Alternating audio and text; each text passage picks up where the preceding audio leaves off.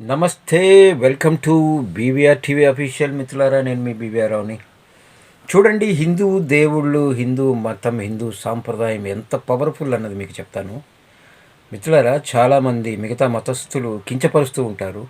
మిగతా మతస్థుల కంటే మనమే కించపరచుకోవడం చాలా ఎక్కువైపోయింది. ఇప్పుడు చూడండి, ఫిలిప్పైన్స్లో సయ్యద్ సమీర్ అనే ఒక వ్యక్తి తను గని తవ్వుకుంటూ ఉండగా 10,000 సంవత్సరాల క్రితం నాటి త్రిశూలం, వజ్రాయుధం ఈ రెండు దొరికాయట. 10,000 సంవత్సరాల క్రితం.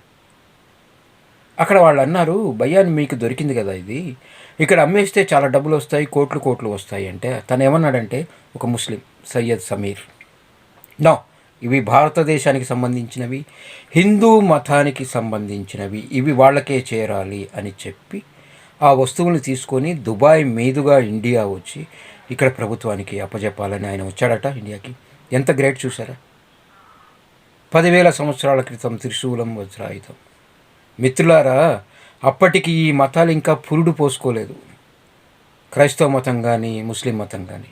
10,000 సంవత్సరాల క్రితం త్రిశూలం, వజ్రాయుధం అంటే శివుడు ఈ భూమి మీద తిరిగాడు, ఆయన ఉన్నారు. సో మనమంతా నమ్ముతున్నాం.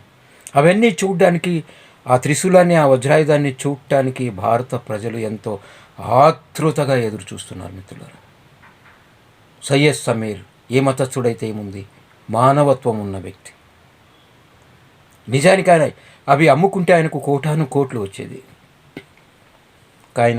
కానీ ఆయన అలా భావించలేదు. హిందూ మతాన్ని, హిందూ దేవుళ్ళని గౌరవించాడు. ఆయన రిస్క్ తీసుకొని దుబాయ్ మీదుగా ఇండియా వచ్చి ఆయన ఇక్కడ ప్రభుత్వానికి అప్పచెప్పడానికి వచ్చాడు.